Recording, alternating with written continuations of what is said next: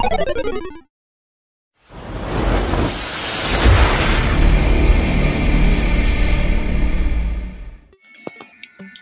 kesempatan kali ini saya ingin share ya dengan berbagai tips yang singkat dan simpel saja ya. Bagaimana cara mengatasi ataupun memperbaiki STB yang hanya dibuat saja, tidak kemana-mana. Contohnya seperti ini ya. Jadi misalkan jika Anda sebelumnya menggunakan Strum ya, STB-nya misalkan masih nyangkut di boot ya. Ini contoh saja.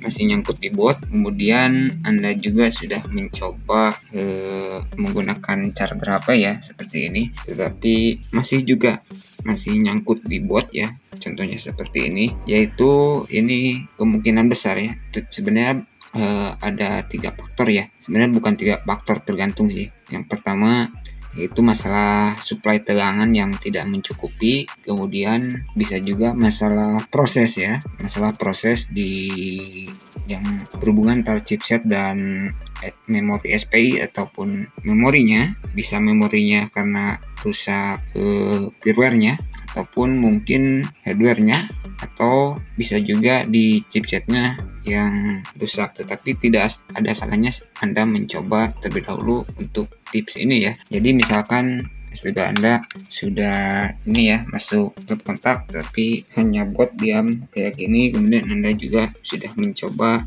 menggunakan charger ya. Sebenarnya ini hanya contoh saja ya. Kemungkinan besar ini tegangannya tidak kuat ya. Jika sebelumnya Anda menggunakan ini bawaannya ataupun Strum dari pabrik ini, kemungkinan regulatornya, kita asumsikan regulatornya yang ada yang rusak ya. Misalkan mungkin sudah turun tegangan, di alkonnya sudah tidak bisa menampung, terutama kalkulasi dari mikrofaradnya yang sudah nggak karuan. Kemudian kalau Anda menggunakan charger, kemungkinan chargernya yang tidak kuat. Oke, kita coba ganti cari charger yang ampernya lebih tinggi ya. Jadi pastikan chargernya bagus ya, ampernya mencukupi untuk menyuplai tegangan. Tetapi saya sarankan ya, jika Anda menggunakan charger seperti ini dalam kondisi penggunaan lama, ini kurang saya anjurkan, karena untuk charger sendiri untuk filter tegangan outputnya itu belum jernih ya. Dalam artian gimana ya? Dalam artian untuk filter jernih itu sebenarnya ada di ponselnya itu sendiri. Caranya yaitu jika Anda ingin penggunaan secara lama menggunakan charger HP seperti ini ya.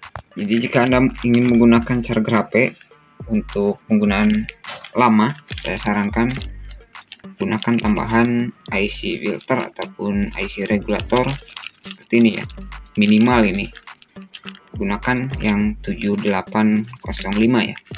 Untuk cara pemasangan IC ini pernah saya bahas sih, tinggal di playlist tutorial atau masalah elektronika sudah saya bahas ya, untuk cara merangkai. Jadi ini juga bermanfaat untuk sewaktu-waktu chargernya itu korslet ataupun ada lonjakan tegangan.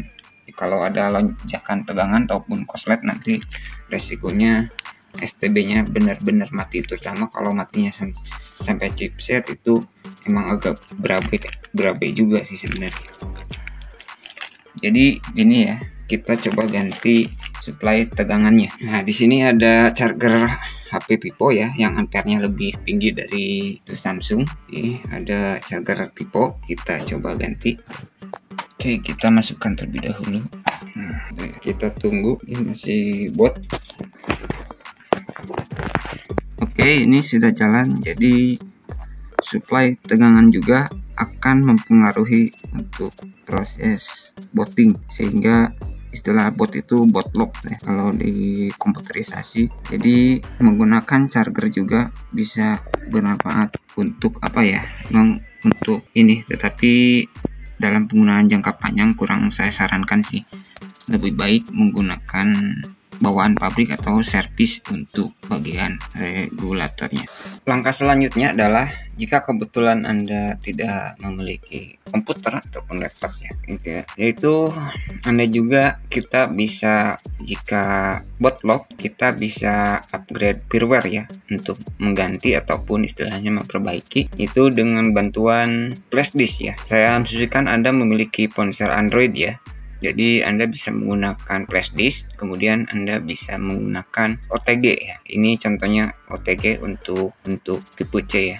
Jadi flash disknya menggunakan OTG, lalu Anda download firmware-nya di internet, download ya. Contohnya saya akan download untuk STB Kubik Arca ya. Jadi di situs resminya di Kubik, Anda tinggal mencari saja untuk firmware-nya ya. Lalu kita masuk ke support utility Kubik STB, pilih produk STB model. Nah, ini ada ya, contohnya seperti ini firmware-nya. Kita download, setelah di download lalu misalnya download di HP, lalu masukkan ke flash disk menggunakan OTG ya. Nanti flash disknya bisa Anda masukkan ke USB ya. Begitu kira-kira ya. Jadi bisa Anda update. Nanti Anda tinggal start ya, tinggal cabut dulu lah listriknya, masukkan USB. Setelah masukkan, nanti akan ada tampilan di layar, tinggal oke saja ya, yes saja. Sehubung saya untuk hari ini tidak ada STB yang botlop, jadi agak susah juga sih. Nanti karena kebanyakan rata-rata saya memperbaiki STB langsung di tempat ya, jadi saya istilahnya servis panggilan sih, begitu kira-kira. Oke, itu ya. Ini berarti selanjutnya adalah diupdate ya lewat flash disk.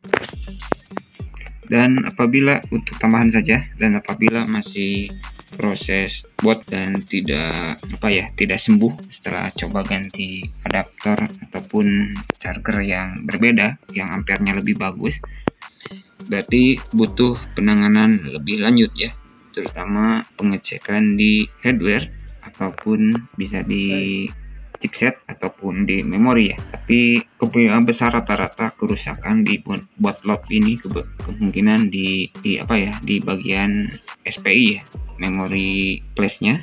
Bisa itu firmware-nya yang rusak ataupun bisa memorinya itu sendiri yang rusak ya, sebelum pengecekan ke chipset yang lebih berat. Karena untuk chipsetnya sendiri kita harus angkat menggunakan ataupun di blower ya, menggunakan solder uap. Sedangkan untuk memori sendiri masih bisa menggunakan solder biasa pengangkatannya. Oke, itu saja ya untuk tipsnya. Jadi jika Anda nyangkut di motherboard, bisa lakukan seperti ini ya, atau jika STB-nya mati total, Anda juga bisa melakukan cara seperti ini ya, begitu. Jadi dicoba dulu, disuntik dulu menggunakan charger HP ya. Mungkin itu dulu untuk tips singkat kali ini ya, semoga bermanfaat dan terima kasih.